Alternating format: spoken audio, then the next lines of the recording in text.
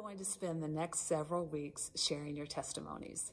This is going to be an exciting time of you not only having the ability to minister to those in your group, but to be able to be ministered to, that God is going to speak personally to you as you listen to other people's story and His story in their lives.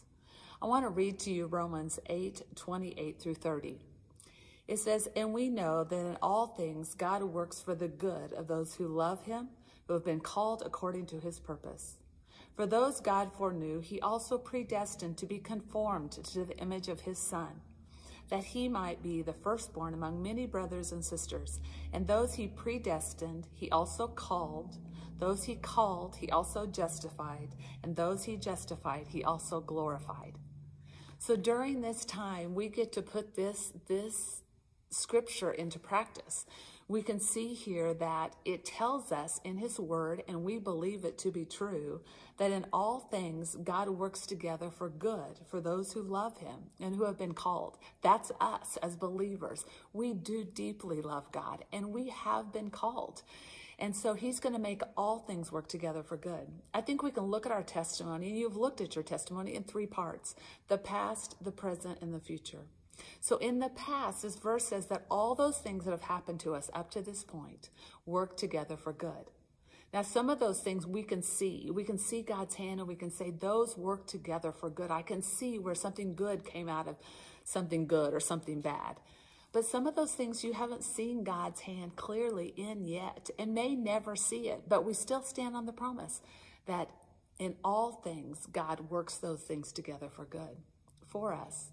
We can see in the present that God is working. He says that I came to give you life and life abundantly in John 10:10. So we believe that, and we stand in confidence and authority, not only as we share our past, believing that God is working for the good in that, but in our present, that He is working. And we have confidence and authority as we share our story, even if we don't fully understand or our feelings don't line up with that.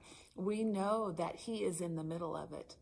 And then we look at the future, and it says here that He is predestined. He already knows the destiny for us. He is the author and the finisher of our faith.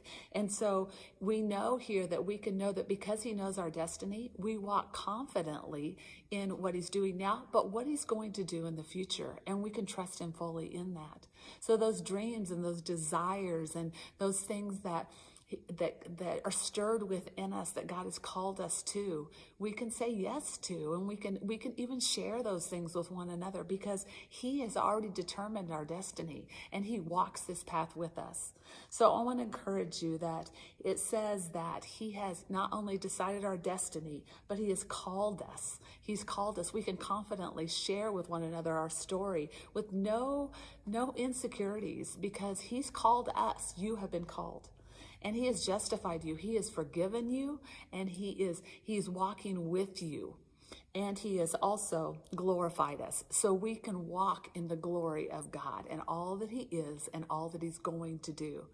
So I just want to encourage you during this time to speak boldly and confidently to one another about your testimony. Be really good listeners. Listen to not only what they're saying, but what God is saying through those who are sharing their testimony. And then ask God to use not only what you've shared, but what other people have shared with you to begin to not only know Him more, but know His plan and where you fit into it, and how to really encourage and spur one another on, not only in your group, but in those that God has on your path of His destiny for you that you're going to encounter, and you're going to get to share His story to them as well.